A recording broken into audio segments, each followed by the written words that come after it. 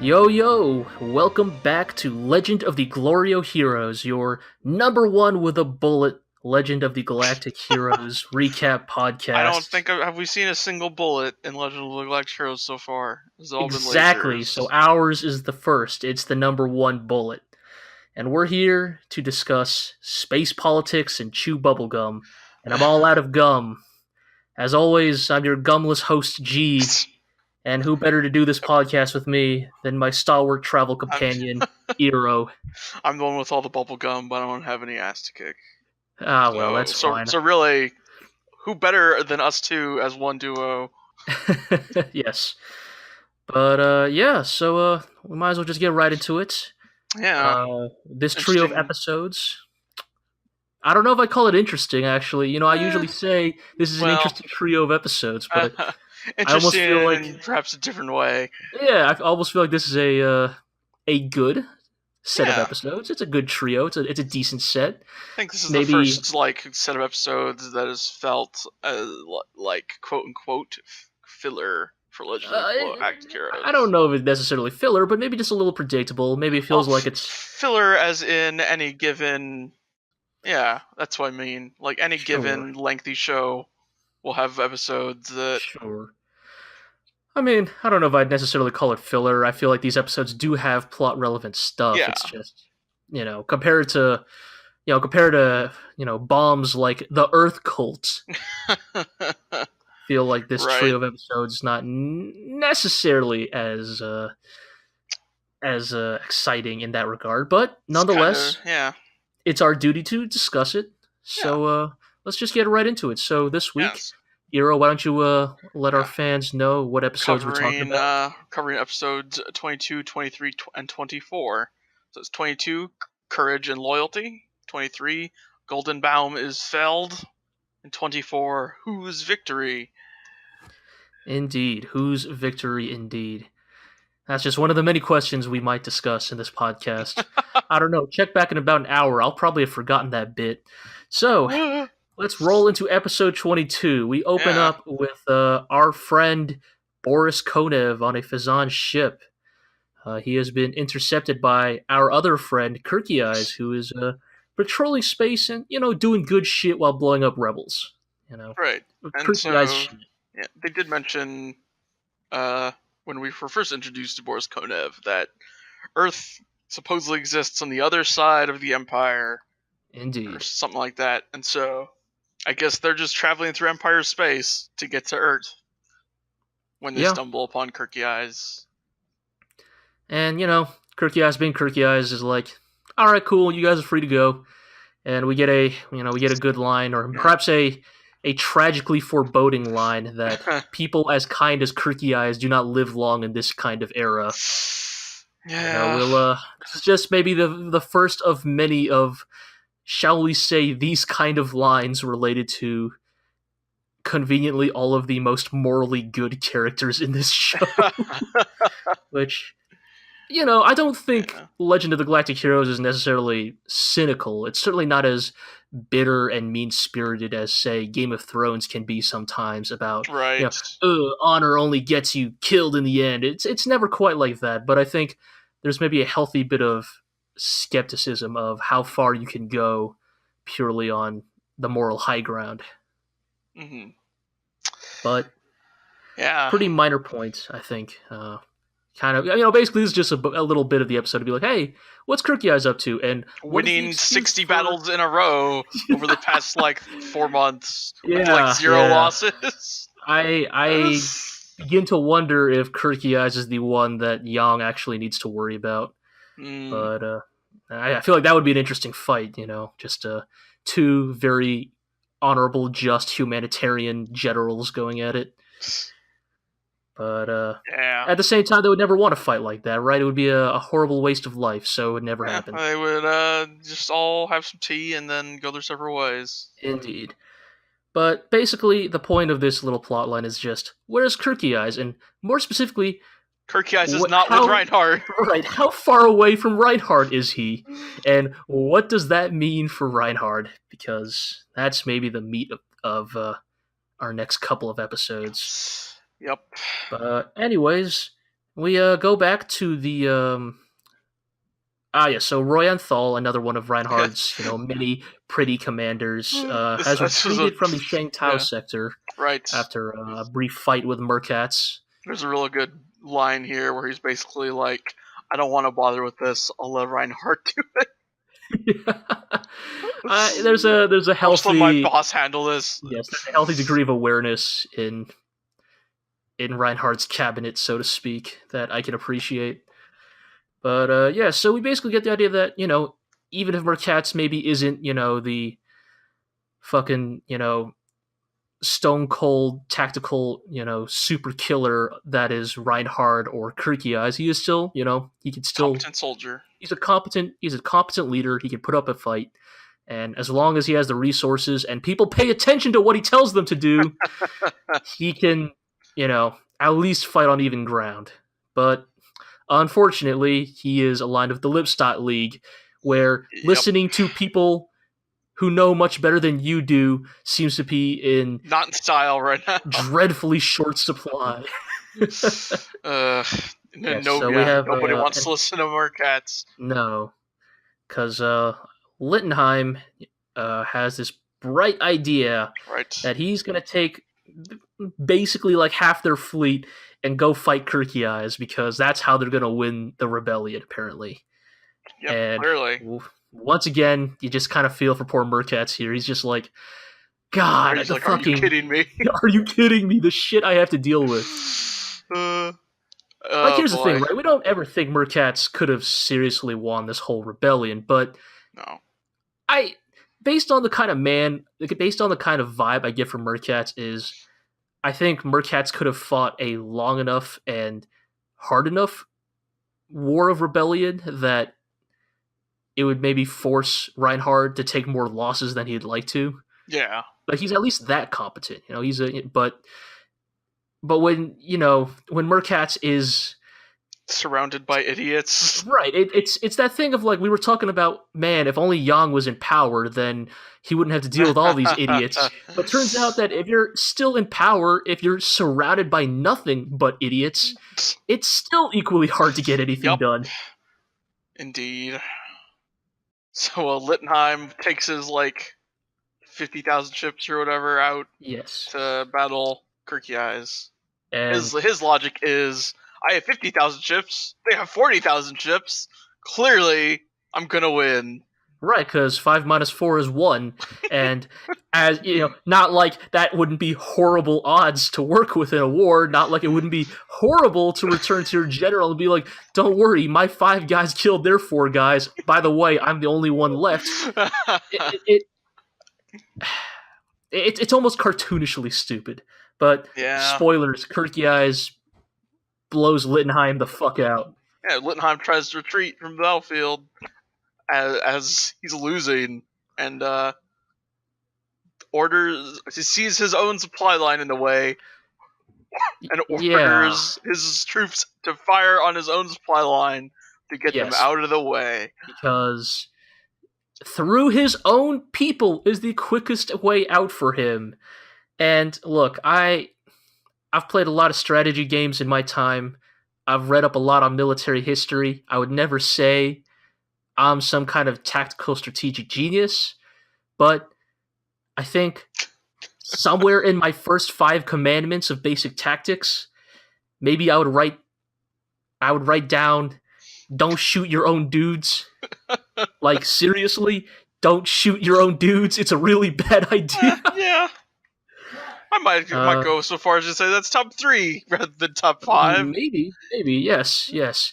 I mean, it's maybe only behind shoot at those dudes instead. But unfortunately, Littenheim was apparently sleeping through class that day. And we get this amazing, hilarious scene of poor innocent Empire soldiers looking at photos of their families. Oh man, it's so good. It's so it's almost, I mean, look, we've watched enough media to know, of course, they're doing this on purpose, but also, come on, guys, don't show your fucking family photos to people.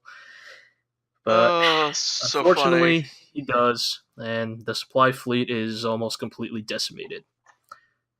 However, perhaps this can work out in Kircheis' favor because the few survivors of Littenheim's fleet, Yeah. basically go up to Kircheis and be like, "Hey, we're teaming with you guys now because He shot at fuck us. that dude." Yeah, seriously. We have a good line here. I believe it's dropped by one Conrad von Moner, one of the dudes from the supply fleet. Okay, yeah. I'm getting Or is it Conrad Linzer? No, No, two Conrads right. mixed up. Right. Yes, there are two Conrads in that scene. I believe the young one is Moner, the older one is Linzer. Yes, I think Linzer is the one who says, when questioned about his loyalty to Littenheim, says loyalty is a beautiful word that's abused whenever it becomes convenient. Yes. It really once again begins to really remind you that the Empire has kind of operated on this really fallacious rhetoric for centuries now. The greatest honor, the honor is found in obeying your superiors, to the bitter end. That's what true loyalty and honor is. And it's like, man, get the fuck out with that shit. Yeah. Not when you're shooting your own dudes. Yeah. Yep. Yeah. So, anyways, Littenheim comes back, and Braunschweig's fucking losing it. Merkatz is losing it even more. He's like, it's almost as if you guys just let this happen. Right. And then, as if things could not get any worse, Flegel and some of his cronies are like, well, clearly we need to go out there and take the fight to them. Because Merkatz, you fought them and you won the fight, right? They even retreated. They ran away from you. Clearly they're weak. We can take them. And Merkatz's like, no, you idiot. That's obviously a trap. And, unfortunately, again, for all talks of loyalty in surprisingly short supply in the Lipstadt League. Indeed. Because Flegel and his cronies take their fleets out to go battle it out against, is it Reinhard or is it, I know Reinhard shows up later, I think, but... I think it's just, his squad. That's all up in there. Mittermeier's definitely there. Oh, yes. This is where Mittermeier, Kessler comes back, and Mecklinger are the three fleets. Right. I think Bittenfield also shows up. Yes. Okay, so yes, now I remember, yes. So, basically... The B team. Yes. So, basically, this whole bit here is kind of... I'd like to believe is maybe Tanaka's intentional jab at imperial Japanese hubris, all of this, they literally shout banzai. Yes, I know that's also a Japanese word, but within the context of this scene where they're like, oh, we got spirit, we have honor, we're gonna go beat up Reinhard because we want it harder than they do, because that's apparently how that works. Yeah. And, Empire banzai. Yeah. Charge right exactly. in. Yes. So they do, and And Mittermeier says, it's not that I was expecting Yang Wenli, but I prefer to fight a more worthy opponent. Right. Mittermeier's essentially like, how could anybody fall for such a dumbass plan? This is the most obvious trap in the world. I can't believe you guys fell for it. But they did. Yep. And except for what Admiral Fahrenheit manages to be yes, this Fahrenheit, is probably a trap. Yes, Fahrenheit, the man with the clipboard for the Lipstadt League, is like, we're getting out of here. Right, and Blair and Flegel's like, that guy's leaving, I guess I'll leave too, because I'm a moron who can't think for myself. Yeah, and I just got lucky. Yeah, essentially, yes. But yeah, I guess that's a thing with this episode, right? Does it end with that, or I forget if there was more after that? Merkatz kind of comes to the rescue, yes, quote unquote, and manages to rescue Braunschweig out of the thing. Right, because Merkatz specifically decided to stay, or was told to stay in the rear to protect the... Yes. And over the credits, Merkatz speaks to his aide about how... it's about what he expected of Braunschweig. Right, and how... Don't get so mad.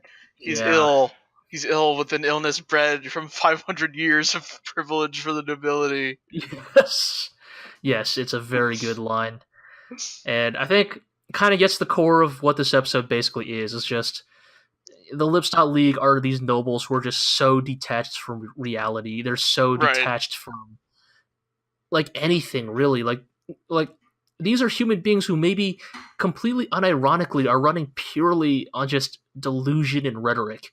Like they have lived their entire lives in these privileged positions that they cannot even begin to imagine the concept of losing battles because we're the privileged ones. We're the special class. We're the elites. We always win. We always win.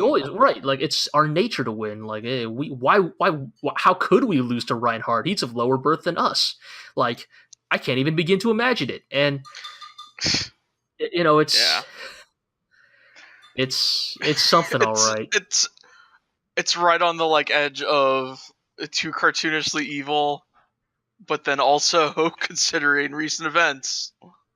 Almost believable, yes. Just the ability of privilege and entitlement to completely cloud your ability to think rationally. Yep. But I don't know. In some ways, like I also feel like this episode is, it's not bad or anything, but the grand we knew that Reinhardt and his team would take down the Lipstadt League. And like the fact that this isn't even or I guess it's more like the fact that this isn't even the destruction of the league yet. It's just another major loss in the war for them. Mm-hmm. Is like, obviously I'm not saying it's irrelevant. We need to see the Lipstadt League repeatedly losing, but I think the stuff that happens in this episode does help build up to some of the stuff that happens next episode. I guess you're right. Yeah. Specifically, like Merkatz. What with Merkatz? We'll get to it at the end of next episode. His decision at the end of the Lipstadt League. Oh, that's what you're talking about. I thought you had a more relevant point to. Oh no. To like Merkatz or something. Sorry. I thought you were about to like make a really good point about Merkatz, other than the stuff that happens at the end of 23. Like so. I mean, this episode is about him like being confronted with the like garbage of the Empire and having to deal with it. So it makes his decision next episode make more sense. Sure. Okay. Yes. That point. Yes. Now that's what I meant. That was what I meant to communicate. Where you're going with this? Yes. Okay. I get it now. Yes. I see what you mean. Yes, I guess in that sense, yes, this episode is necessary to help build up to the decisions and the actions of characters in the next episode, which I think is more relevant to the wider plot than this one. So we might as well just roll right into it. This is like starting to get into the final battles of the Lipstadt incident. So we are talking about episode 23. Goldenbaum is felled. Spoilers. Yes. So the episode opens up with a montage of people in Braunschweig's territories rising up and rebelling against the nobles. Planet of Westerland. Yes, Braunschweig's nephew gets killed in the rebellion, and when Braunschweig hears this, he coolly, calmly makes the rational choice that the only possible response one could make to this news is to launch a nuke at his own planet. And nukes are outlawed, according to Random Soldier Man, who says that sometime in the past was a 13-day war of nuclear weapons and that nearly exterminated the human race, and they've since been outlawed. And not that he cares. No, I can do anything I want to my own planet, including kill all the civilians with a nuclear weapon. It's, remember last episode when I said that maybe, number 3 or 4 on my list of tactical commandments would be don't shoot your own guys? I feel like don't nuke your own guys is a subsection of one of those commandments, because it's frankly not a very smart thing to do, even under the best of circumstances. Indeed. But no, so, Braunschweig makes the order, and poor Ansbach is kind of just forced to carry through with this, and we kind of see him complaining about, I don't know, nuking your own people, which is when we find out that another officer known as Hauptmann Yep. is a fucking narc. He's just telling off, oh, how dare Ansbach say that the Goldenbaum dynasty is being dumb for nuking its own civilians. Yeah, how dare he? And so, Braunschweig has Ansbach imprisoned, kind of just further isolating Braunschweig from anyone rational who could tell him to, don't nuke your own people. But, and more importantly, to probably the show at large, is Reinhardt's reaction to this news. Reinhardt does not really okay with civilians being nuked. Oberstein, however, is very saying, okay. Well, yeah, yes, Oberstein is extremely okay with this. His rationale is basically let them do this incredibly stupid thing, this terrible, harmful thing, because it's a bad idea and PR will shift against them. And it will legitimize your cause more than any battle ever could. You'll be Reinhard the hero, even more so after you defeat these guys who fire upon their own men.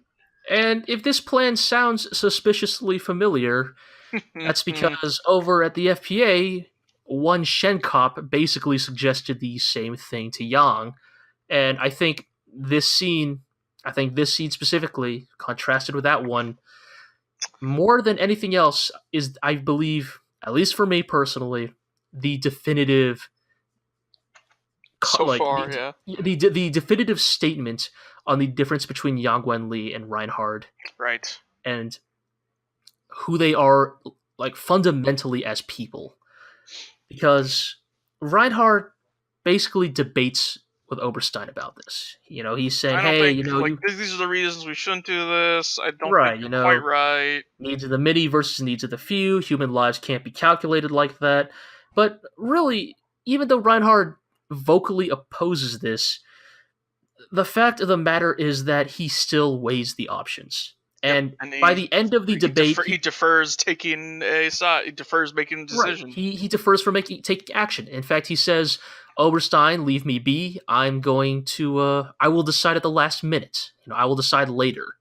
We're going to table this for now." And I don't know. If you ask me, this is who Reinhard is. Reinhard can make all these claims about how he is going to make the system better, about how he's going to fix the system, about how the Empire will no longer commit such horrible acts as these.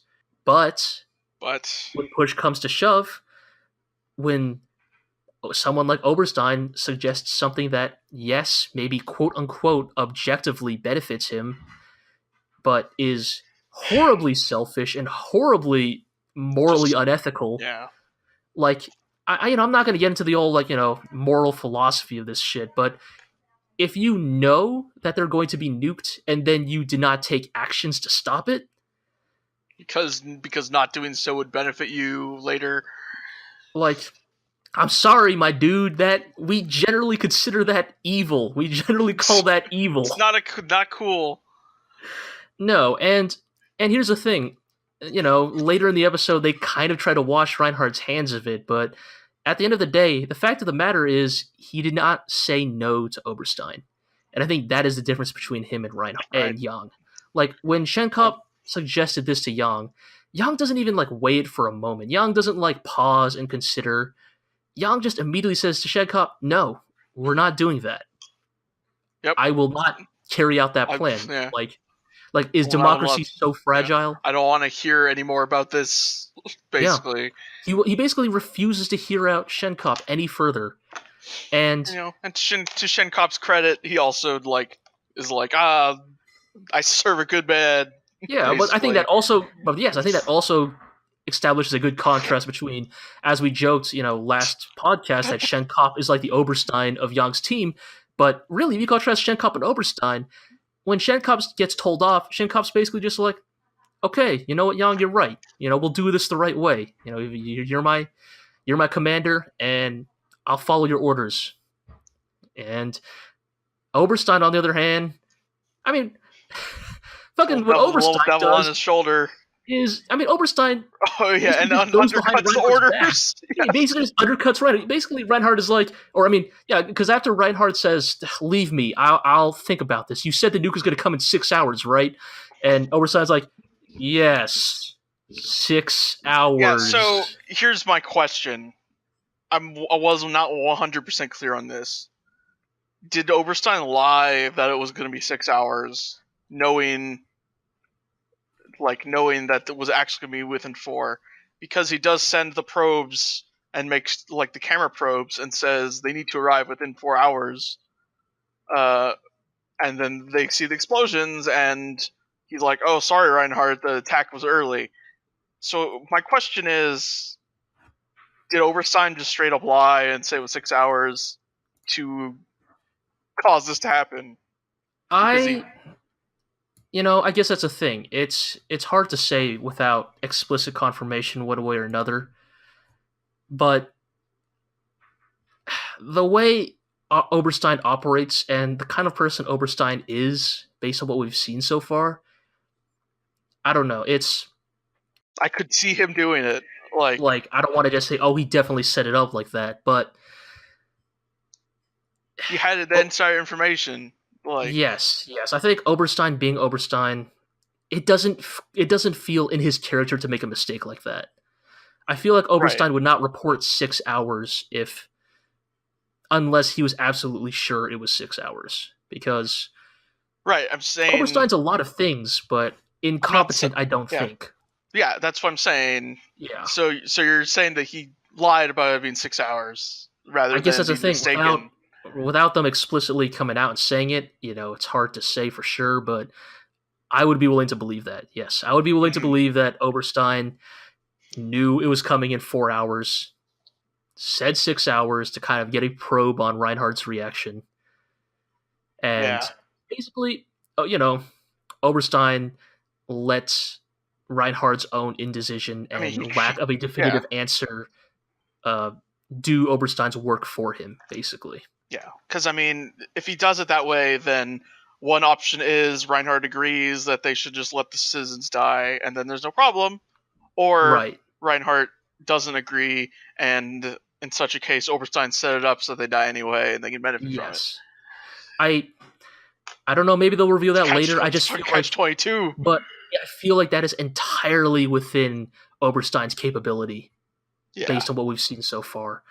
And that's basically what he does. The nukes happen. Oberstein's like, "Sorry, boss. I guess I wasn't quick enough." And here's the thing, right? The show could portray this as a tragedy for Reinhard. Oh, poor Reinhard. Poor Reinhard, who just couldn't get there in time to save them. But also, everything about Reinhard has been the story of either him explicitly succeeding or outside circumstances allowing him to basically fail upward. Yeah. If that makes sense. I believe you said, you mentioned... It's like we called back, like we mentioned the Young's conversation with Shenkop from a few episodes ago that began, before Shenkop started making suggestions, began with Young explaining that the actual secret to Reinhardt's success is that he can continuously set himself up to succeed from every situation. Yes. In many ways, that specific point I think is relevant throughout these episodes. Because it's he set himself up to allow Oberstein to make this decision. Totally. And here's the thing. Kircheis doesn't know about any of this yet. And that's right, because he was sent off on his own to put down rebellion. And I think that needs to be stated that Kircheis was not here. This is what happens if Reinhardt's only advisor is Oberstein. Doesn't have the angel on his shoulder, only the devil. And I think in some ways, I don't want to necessarily say Reinhardt is weak or, weak-willed, but he is morally compromisable. He can be he can be swayed one way or another based on, the strength of an argument. Yeah. Here's the thing. if Kircheis were there, would Reinhard have necessarily been like, no, F that, we go rescue them immediately? I'm not sure. I think Kircheis would have been able to convince him of that. But yes, but I think Kircheis would have at least convinced him that, hey, we cannot do things like that. I'm saying, like, if both Kircheis and Oberstein were there, he would have sided with Kircheis. Yes. And I think, personally, I feel like this is a foreboding sign of things to come. Yeah. Like, you know that in many ways, this plan is also Oberstein's way of, in some aspects, sowing discord between Kircheis and Reinhard as well. Because yeah, up till now, the only real opposition Oberstein has had has been Kircheis. You know, basically, Kircheis popping up, be like, actually, we shouldn't do those morally unethical things. And Reinhard going, yeah, I guess you're right. I guess you're right, Kircheis. For some reason, me, the tactical strategic genius, hadn't thought of that yet. And I guess in many ways, this all goes back to, like, you know, all those conversations they've had before, you know, where Kircheis is like, let the men rest, my lord. You know, they've been fighting nonstop and all that stuff. It's always Kircheis who remembers the human element of war and politics. And without him, they just become numbers. Yeah. Because that's what they are to Oberstein. Yep. And it's... I think Oberstein is going to, like... I feel like this is the beginning of some stuff with Oberstein that I have a feeling is going to become very major as time goes on. Yeah. Like, this is not the last time Oberstein has swayed Reinhard to do something highly morally unethical. Yep. And you get a bit with Kircheis receiving this news. Yeah. And like it being brought up that how come those cameras were just in place to take those pictures of the nuking?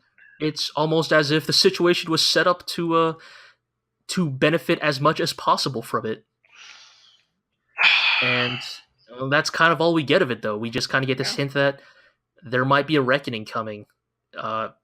Reinhard and Kircheis are going to meet, and I think words will be had. And I think how Reinhard responds to Kircheis in many ways, like if this episode is how does Reinhard handle pressure? How does Reinhard handle a bad, or not even a bad situation, but a tempting, like a morally unethical but tempting situation? Mm-hmm. Like how does Reinhard operate behind closed doors? Then Kircheis confronting Reinhard will be a test of, can Reinhard still be made to feel guilt? Can he still be made to to confront his actions? Or are we going to get something where Reinhard pulls rank, where essentially he's like, okay, Kircheis, but also I outrank you. I'm your commander. I'm your lord. I made my choice, and that's that. Yeah, I mean, that's one of these things is going to happen soon. Yeah, I feel like I don't ever think Kircheis would ever betray Reinhard. I don't think Kircheis will ever, like, turn his back on Reinhard, but I think Reinhard might turn his back on Kircheis. Yes, I could, and man, like, I know. Ugh. Like, this show has already operated on such tragedies, but for that to happen could potentially be one of the most heartbreaking things in this entire show. But meanwhile, Braunschweig's just partying. Yeah, meanwhile, Braunschweig is fucking partying it up, getting drunk with the, like, six nobles left. Yep, even though Geiersberg's cut off from supplies, and most of the nobles outside of Geiersberg have either killed themselves, have been captured, or just turned coat. Yeah, you have some partying. Yeah, you have some excellent visuals here, where, like, we have repeatedly been shown the, like, main hall. Yes, that's right. Of the Lie episode, and it's just fucking empty this week. Yeah, or this episode. Dwindling. Like before, it was literally packed, you know, from front to back. And now only. Now there's like 12 dudes. Yeah, there's like 12 dudes crowded around Braunschweig, and fucking everybody else is just kind of like drinking wine in the corner in the shadows, just thinking, "All right, man, we can't fucking do this shit anymore. We gotta." How are we getting out of this situation, basically? Yeah. You know, nobles being nobles, scheming and shit. But basically the nobles get drunk, and Braunschweig becomes convinced that, you know what? We're nobles. We're the privileged class. Let's just get out there and fight them in one big battle. All we gotta do is kill Reinhard. It'll be great. Yeah. And if it isn't, then we'll die like nobles. We'll die with great honor. And so, all the nobles fucking pile into their fucking ships. Yep. And go out in one final, stupid, all-in-one plan. It's like ridiculous suicide charge. Yes. And Flegel finally eats it. Yeah, Flegel finally gets his quote-unquote noble death. Yep. Very funny when Flegel finally realizes that, oh, I'm going to die here, is like, wait, I know. Send a direct communication to Reinhard. We'll duel one-on-one. And when Reinhard does not respond, he's like, all right, try Mecklinger or Kessler, anybody. Yeah, try Meyer, Royenthal, Binfield. And fall gloriously in combat. Yes, and an increasingly common occurrence in the Empire, gets shot by his own men. Yes. Where they kind of have this good... Was this like the third or fourth time this has happened? Yeah. It's, again, an increasingly common occurrence in the dying embers of the Goldenbaum dynasty. Yeah. His men are all like, I guess let's go to Fezzan. Yeah, we'll all become farmers or something. Yeah, kind of a like weird like big bossish vibe where the other dudes are like, we'll follow you anywhere, Commander, or like second in command guy. But we'll start our own country where soldiers will be free. But yes, so we finally turned back to Merkatz. That's right. Merkatz got a gun to his head. Yeah, he's kind of seen this all fall apart, and yes, he's got a gun to his head when Schneider, yes, Schneider, his number 2. Yes, his adjutant is like, don't even bother, I took the batteries out. And Merkatz like, damn, you're a good adjutant, here's my gun. And then fucking Schneider takes the gun and then takes the batteries out. It's like, nah, I was lying, but... Right. Merkatz, like, after Merkatz hands him the gun, he's like, but wait, when did you possibly find the time to get at my sidearm? He's like, I didn't. I just bluffed. Schneider seems like a pretty cool guy. Schneider seems like an alright dude. Like, pervasive theme in Legend of the Galactic Heroes of... I feel like number 2s. Right. Like, I feel like a common trend in the best commanders, the best leaders in Legend of the Galactic Heroes, is not that they are only good people or good leaders, but also that they surround themselves with good people. Yes. And Schneider, we don't get a lot of him, but he seems like good people. Especially when he, just basically begs Merkatz to not kill himself. Like, Merkatz, this is not your time. Like, fuck all this shit. Fuck this honor shit. Fuck this duty. Like, you gave your best to the Lipstadt League, and they spat on it. It is... you do not deserve to die in a place like this. How about we go to the Free Planets Alliance? Exactly. Because I've heard that the one of their admirals, Yang Wenli, is an eccentric but generous person. He'll hear us out, surely. Surely. And, so... Merkatz goes with it. To the FPA, and kind of one of the bigger... unexpected. Kind of twists of this episode, yes, is that Merkatz will be defecting to the FPA. I feel like this is kind of, I don't know if it's actually going to be big in the long run, but right. I feel like we actually have not gotten that much turncoating in Legend of the Galactic Heroes. Yeah. You have the bit with, like, fucking Admiral Lynch, but, like, that was always, right. A plan from the start. That was always going to be a plot against the FPA, but actual, genuine defectors.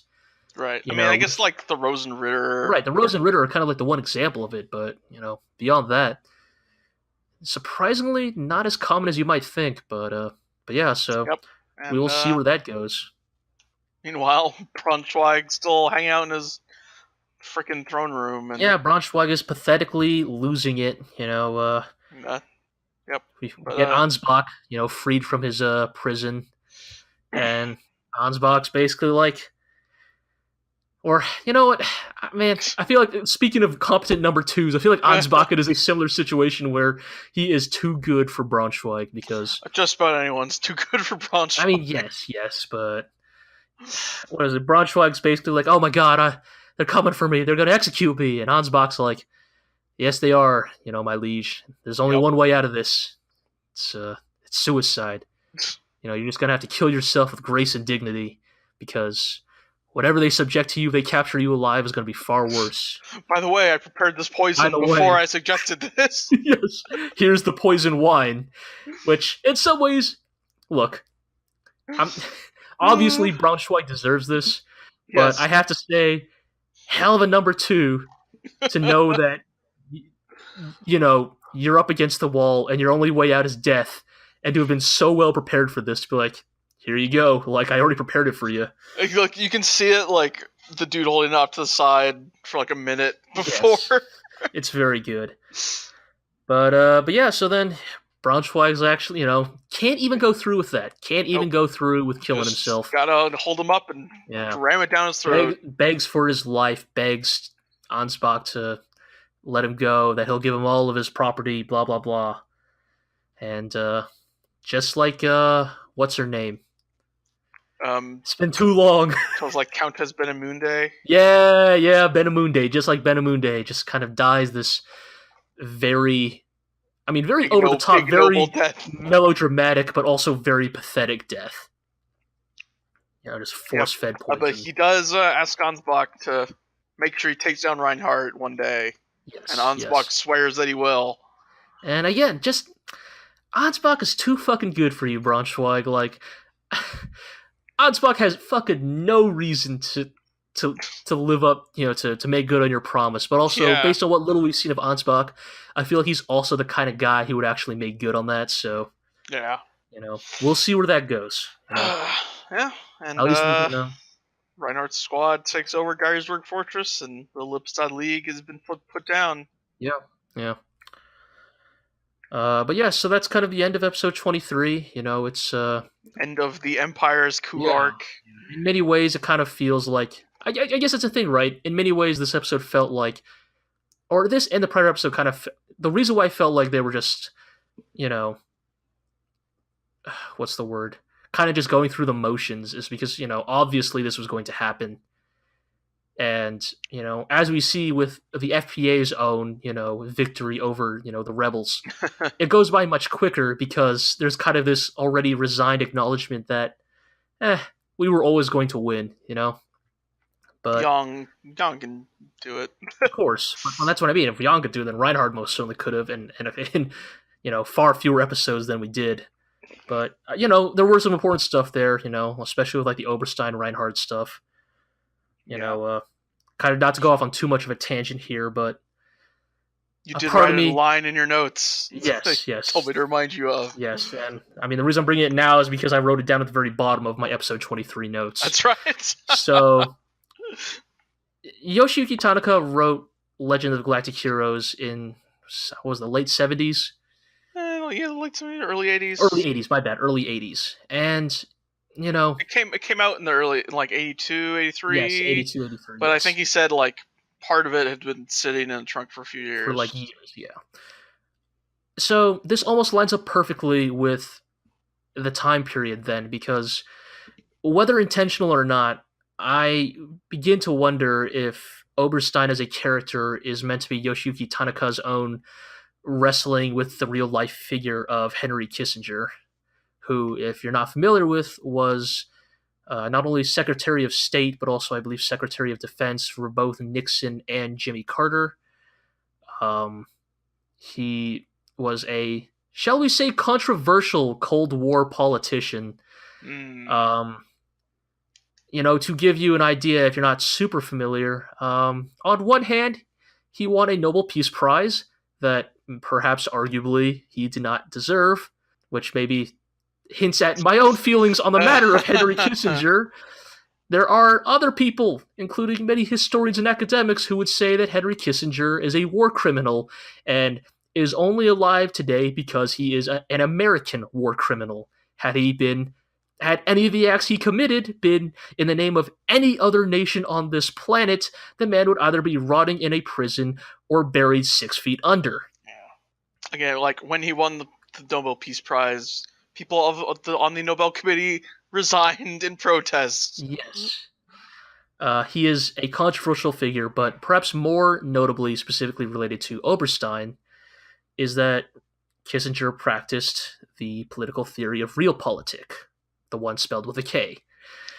And for those not familiar, Realpolitik essentially argues that actual politics, actual leadership, actual governance of a nation actually hinges more on conditional and contextual needs and requirements of the given moment, and that things like rhetoric, ideology are ethics. Secondary at best, and ethics, yes, especially ethics for Kissinger, are secondary at best, and in fact do not need to be considered when making decisions at the national level. And so, long story short, Realpolitik is basically, the kind of logical conclusion of, Machiavelli's own, treatise on politics and governance. When Oberstein is talking to Reinhard even says, like, that's Machiavelli's principles. Yes. It's this idea that, Realpolitik is the logical conclusion of the ends justify the means. That any action, no matter how unethical, no matter how dubious, is entirely reasonable and in fact even encouraged if it results in tangible benefits. If it results in immediately tangible benefits. And in case this all sounds like someone we know in Legend of the Galactic Heroes, we're talking about Oberstein, who, for all we know, probably read both Kissinger and Machiavelli's books on the matter. So, not to say that like he was direct, like not to say that Oberstein was meant to be like, allegorical. No, certainly not. There's a difference between allegory and applicability. Definitely. I definitely don't want to just say, Oberstein equals Kissinger, even though that's what it says in my notes. That's just shorthand, all right? I don't actually believe that. But because of the way it's written, because Legend of the Galactic Heroes is so much about history and why certain things happen in history, why certain things repeat in history, why do certain trends come up again and again, because of the time period it was written, I do think there's maybe some merit anyways to the idea that Oberstein he was created, here's the thing, characters and works are not created in a vacuum. Yeah. They are created from their, creators' own experiences and ideas and beliefs. The things in Legend of Galactic Heroes would have been relatable at the time because of stuff like that was going on in the past of that time and the present of that time. And that's why it's still relevant today as well. Yeah. Even to things that are happening right now. Right. But, so, anyways, enough with that. You know what? Okay, one last thing, because I just have to say it out loud so people don't correct me in the comments. I realize I said he was Secretary of the State and Defense and all that stuff for Nixon and Carter. I meant Nixon and Ford. I forgot. Ford came in between Nixon and Carter. Sorry to all you General Ford... So to you Gerald Ford stands out there, I just personally think he's kind of a forgettable president. Anyways, with that taken care of, hopefully that does not open up another can of worms. Oh boy. Let's move on to episode 24, where we return back to the FPA. Name of this episode, again, Iro, was Whose Victory? Whose Victory indeed. Because we return to the FPA, where the Yang has just been putting down all of the side fleets, I guess. Yeah, basically just been... Basically, all those episodes we saw of Reinhard beating the shit out of the Lipstadt League, we can only assume Yang was doing the same, but feeling way worse about it, because Yang is a good and decent person. Gathering support against the coup d'etat. Yeah. And, basically the National Salvation Military Council, hey, I remember the name, is cornered on Heinessen. And they're like, well, we still got the Artemis Necklace, but for those of you who remember that episode all those weeks ago, Artemis Necklace. Kircheis took out the pseudo Artemis Necklace pretty easily. Yeah, Artemis Necklace, not the ace in the hole we all think it might be. Even young Wenli is like, the Artemis Necklace isn't really that much of a problem. Yes. And in general, I like to believe that everything here Yang does in this episode is, as we might say, a very Yang-like solution. Like, Yang argues that it's better to destroy the Artemis Necklace because that means... That will demoralize the Coup forces. Right, not only will it demoralize the Coup forces, but there will be no casualties, which is perhaps even more important to our friend Yang. Demoralize them and cause them to surrender without fighting and dying. Right, because Yang could probably theoretically get past it or not destroy them all and just land on the planet, but then he might have to deal with rebel forces, and fighting on the ground could cause even more civilian casualties. Point is, destroying the Artemis Necklace, according to Yang, is the quickest and most efficient way to not only defeat the coup, but keep casualties to a minimum. And he also orders Turncoat Bagdashu to get on that screen and announce that the coup d'etat was actually a plot by Reinhard von Lohengrin of the Empire. Yes. And even though Yang doesn't have proof, he kind of knows it so deep in his bones. Right, he knows the score so well that he can basically bluff accusing Reinhard of this and knows that he's probably 90% correct. And turns out he is. And kind of the rocks... thing is, him not having hard evidence is like kind of an interesting contrast with Reinhardt's like handling of basically propaganda with the nuke stuff, I guess. Because that was like an engineered situation basically by Oberstein. But like Young's basically, I mean, we all know it was Reinhardt, but for all intents and purposes, he's kind of just lying. I mean, Young's bluffing essentially. But he's making a bluff from a very informed perspective. Yes. I mean, from Young's perspective, the coup happened so quickly and so effectively, conveniently right after that prisoner exchange. Right. Yeah. That, because here's the thing, they knew shit was going bad. Everybody could tell after the Battle of Armlitzer that the FPA was in a really weak position. Yeah. But what I'm saying is that while this will probably turn public opinion against the coup very quickly, I don't think it will stick around as goodwill for Yang afterwards. No. Yes, essentially in the same way that Reinhardt's propaganda will. And I think many of that is because Yang did not listen to Shenkop. He didn't play along with Shenkop's idea of wait a little bit longer, wait for the coup to make more mistakes, and then swoop in and be the hero. Mm-hmm. But also that's in Yang's nature, because for every, as we saw with the episode with Jessica and the riot, for every extra day that Yang waits, to stop the coup, more people suffer. More innocent people are going to suffer, and Yang Wenli just ethically cannot abide by that. Yeah. And so Indeed. We return to the NSMC headquarters, where after they get the news, and they're like, "Wait, what? That's unbelievable! How dare Yang say such lies?" Meanwhile, they always forget about their friend drinking in the corner, former Vice Admiral Lynch, who just fucking throws out his pamphlet of, "Oh no, he's totally right." Yeah, here it is. Yeah, here's my written evidence that this was all actually a scheme by Reinhard von Lohengrin. You all fell for it like the stupid puppets you are. You goddamn dumbasses. And to cut back to Yang's plan to take down the Artemis Necklace, turns out that Yang was exploring the depths of Zebes because he got his hands on the ice missile upgrade. And his plan to defeat the Artemis Necklace essentially boils down to attaching rocket boosters to giant blocks of ice and then just ramming them into the Artemis Necklace faster than they can react, because Isaac Newton is the deadliest son of a bitch in space. And basically just lets the ice blocks build up enough sheer momentum to just smash into the Artemis Necklace. Yeah.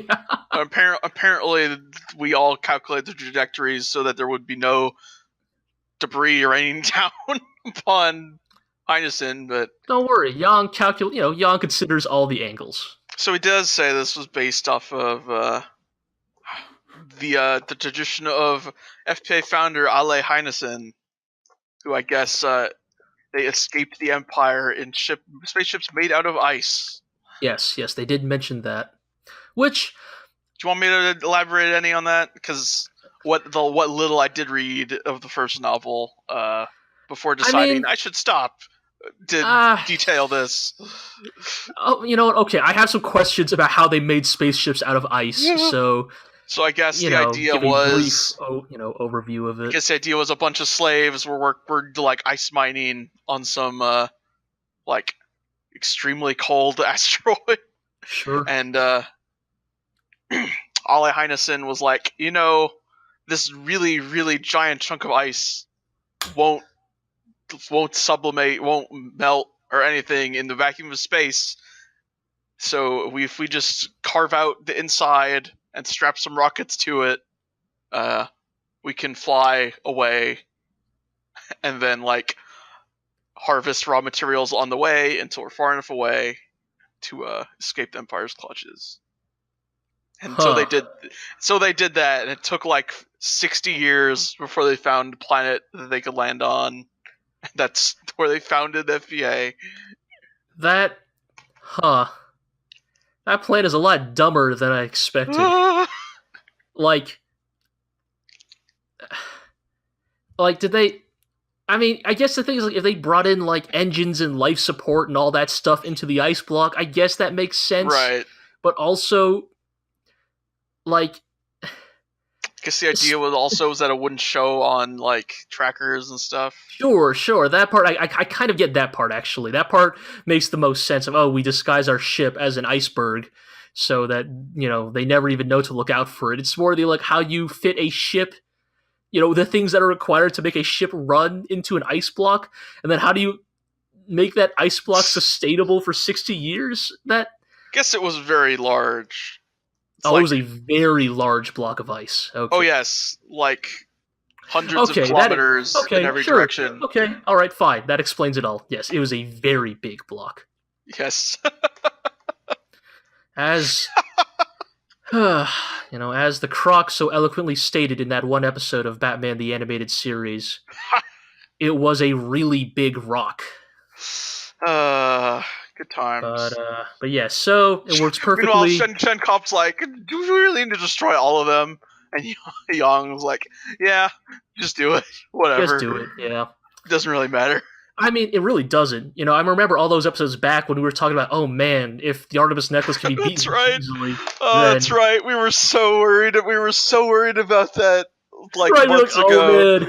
Oh man, no, the FPA is probably super vulnerable then. Turns out the Artemis Necklace ain't fucking shit, actually. Oh man.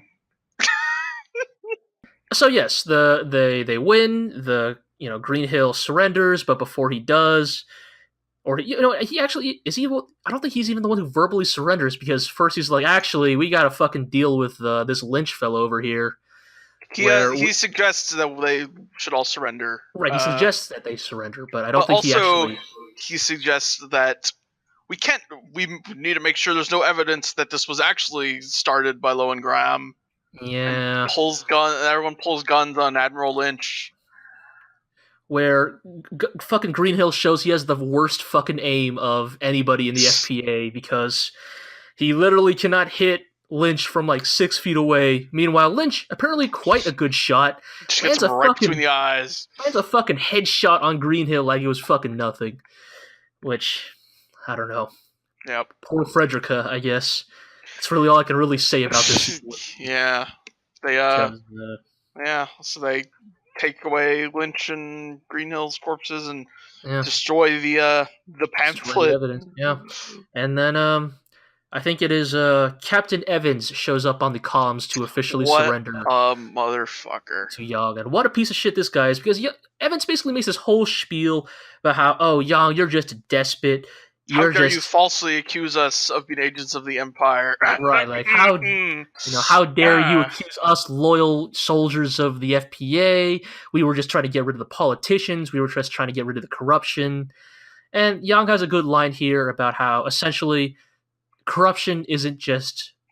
I'm actually very glad he has this line here, because for a while now, I was never sympathetic to the NSMC, but I think we all recognize that the FPA government is horribly corrupt, and Mm-hmm. kind of wondering when Yang would really kind of speak out about it.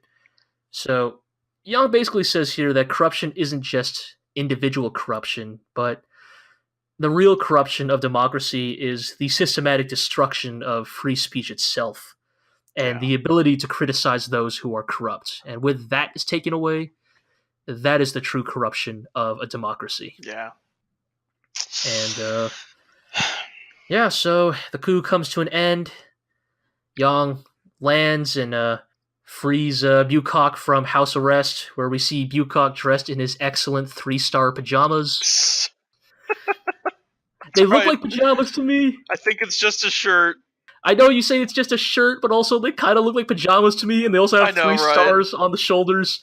So I just like to believe that those are custom pajamas that FPA admirals get, so that you always know their rank even when they're asleep. Yeah.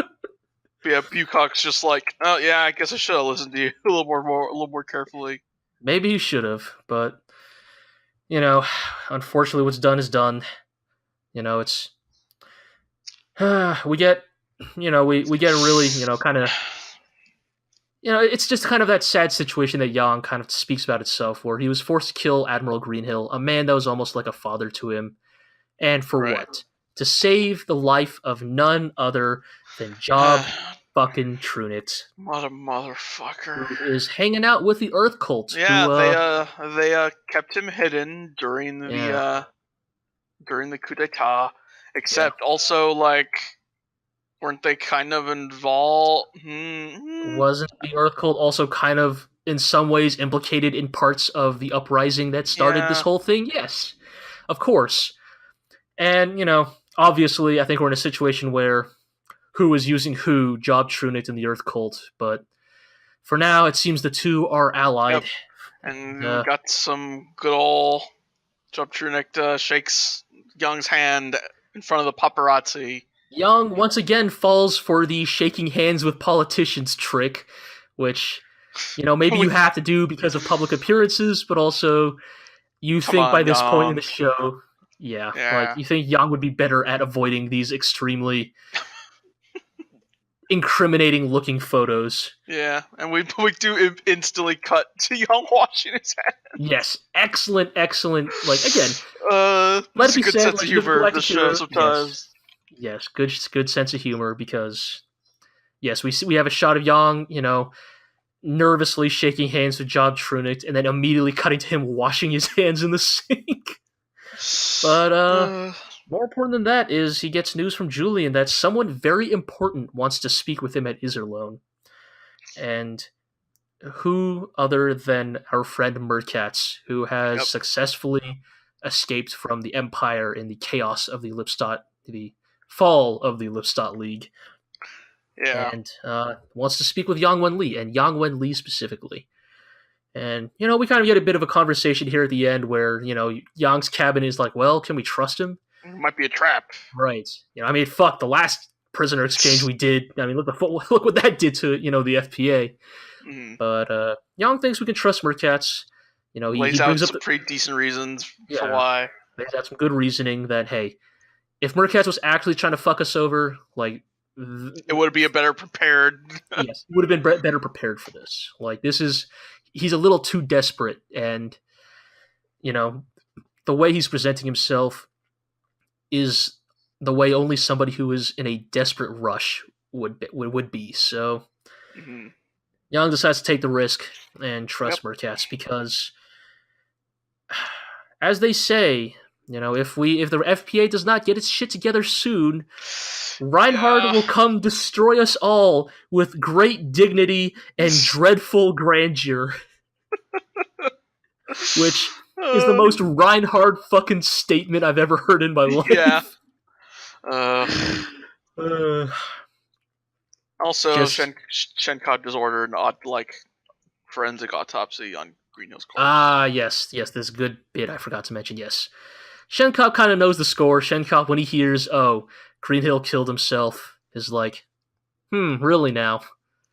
Yeah. Let's get a forensics team on this shit, because it's true. You can't tell, like, if someone shot themselves. Oh, or was totally, shot totally. By like the angle of the bullet yeah. and stuff. Yeah. And I mean, I've played Persona 3 before. I know you can technically kill yourself like that, but it's not common. So I have a feeling that will pay dividends down the line. Yeah.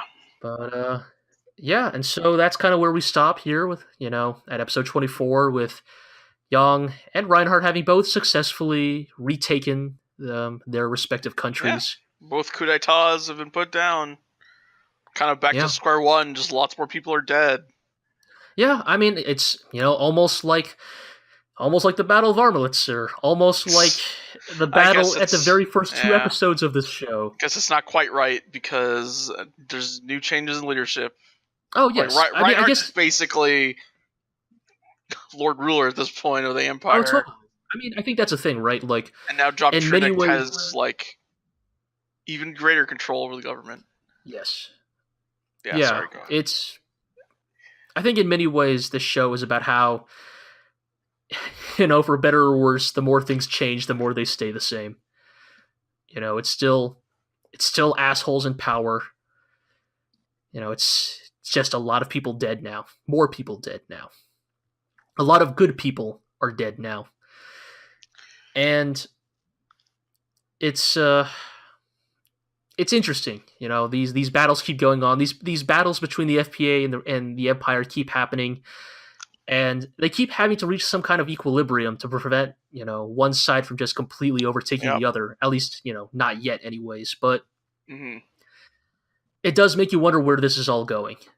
It makes you wonder what all these status quo changes mean for the future. And yeah, and we're coming up on the end of season 1. Yeah, so of Legend of the Galactic Heroes. Yes, if we were to divide Legend of the Galactic Heroes into traditional seasons, we have 2 episodes of this season left, 25 and 26. Right, at least according to Wikipedia, that's how this thing's set up. Indeed. And because of that, because we are coming up on the end of the season, which, man, I know, right? That's wild, man. 8 episodes of Legend of the GLORIO Heroes. We ought to pat ourselves on the back a little bit. I hear most podcasts don't even make it to 6. So. Yeah, so hey, we're already, well ahead of that, And because of that, yes. So because we're coming on to the end of the season, so to speak, we have a bit of an exciting announcement to make. The next episode of Legend of the GLORIO Heroes is going to be a 4-man special. Yay! That's right, folks. We somehow managed to convince other people at the GLORIO blog to watch Legend of the Galactic Heroes. And they also have thoughts. So, next episode, the first part of the podcast is going to be Iro and I, as usual. We're going to be discussing episodes 25 and 26. Mm-hmm. And then, after that, we're getting the whole crew together, and we're going to have ourselves a nice little chat about Legend of the Galactic Heroes. Team GLORIO USA. Yeah, Team GLORIO USA is going to be talking about Legend of the Galactic Heroes. Going to air our thoughts. We're going to baselessly speculate about what's to come. Yeah. Look forward to it. Yes. Prepare for the next one to maybe be a long one, not only because of the 2 separate parts, but also with just more people are going to be even more hot takes about Legend of the Galactic Heroes. We got some real hot banger questions coming up, like favorite woke line from Yang Wenli. Is Yang Wenli hot? Yes, who is the hottest guy in Legend of the Galactic Heroes? The good best stuff. Husbando. Yes, who's the best husbando in Legend of the Galactic Heroes? Who's the best second in command? All the good stuff. Can you name everyone in this opening? Yes. We're getting there. I'd say we're close. We're like 2/3. I'd say we're at a solid 60%. Yeah. Yeah. I think we're getting better, but as soon as you get into all those brown-haired dudes in the middle, I think they all just kind of blur together personally. But with that said, I think that's going to be a podcast. Yeah. So let's just do some housekeeping as usual. You can find the podcast and the rest of our content at theglorioblog.com. You can follow us on Twitter at theglorioblog. You can listen to the podcast itself on iTunes, Podbean, the blog itself. We also have we also have it on YouTube. I wish I could give you guys a URL, but we don't have one because we don't have enough subscribers. So if you just love our Legend of the Galactic Heroes hot takes and riveting politics discussion, then comment, and subscribe. Yeah, smash that like button. Double smash triple smash that subscribe button. That way you subscribe, unsubscribe, then subscribe again. Yep. There's the bell icon or some shit. I don't know. Sure, fucking whatever. I don't know how YouTube works. Yeah. As always, you could watch Legend of the Galactic Heroes on High Dive, soon to become a part of Crunchyroll. Apparently, I still don't know all the details. They're like on VRV or something. Yeah, frankly, that part of the podcast I kind of zoned out on because I didn't really understand all the details, but it sounded pretty important. We're talking about the GLORIO Chat podcast, our sister podcast that can be found in the same feed. Yep. So give that a listen if you want to listen to us have hot takes. About other anime. Other anime, yes. Other more recent anime. Yes. Anime that isn't 30 years old. Not more relevant anime, but, certainly more recent, yes. And I think that's everything. Iro, you have any closing thoughts? No, just I can't believe we made it to a whole season already. I know, it's super exciting. Boy, we're I think we're 20% through the show. Yeah, all those years ago when Legend of the Galactic Heroes was just a twinkle in our eye. Sure. But now we're making it happen. Yeah, 20%. Yeah. So, as always, Iro, thank you for accompanying me on this journey. Mm-hmm. Thank you. Thank you all for listening to this podcast. And until next time, I'll see you all amongst the sea of stars.